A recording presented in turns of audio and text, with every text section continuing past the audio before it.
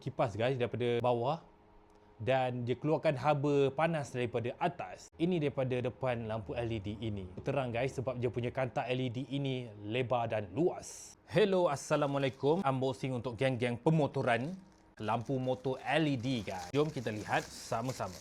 Ini wrapping baik, good, nice. Good guys. Seller wrapping kotak ini dengan terbaik sampai pun perfect. Ini rupa kotaknya guys.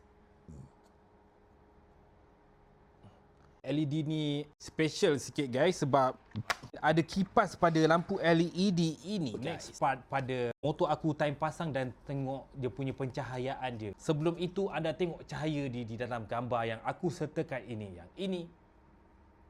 Yang ini. Yang ini. Ini rupa keadaannya guys. Ini betul-betul rupa kipas guys daripada bawah dan dia keluarkan haba panas daripada atas. Ini daripada depan lampu LED ini. Sungguh terang guys sebab dia punya kantar LED ini lebar dan luas.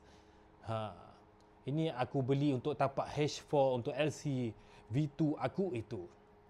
Jika anda berminat dengan lampu LED ini dengan ada penyejuk kipas untuk menyejukkan lampu LED anda, sila tekan di beg kuning. Harga pun murah saja guys dan boleh tahan lama dan boleh terang di pada waktu malam anda. See you to the next video. Bye bye. Dapatkannya guys.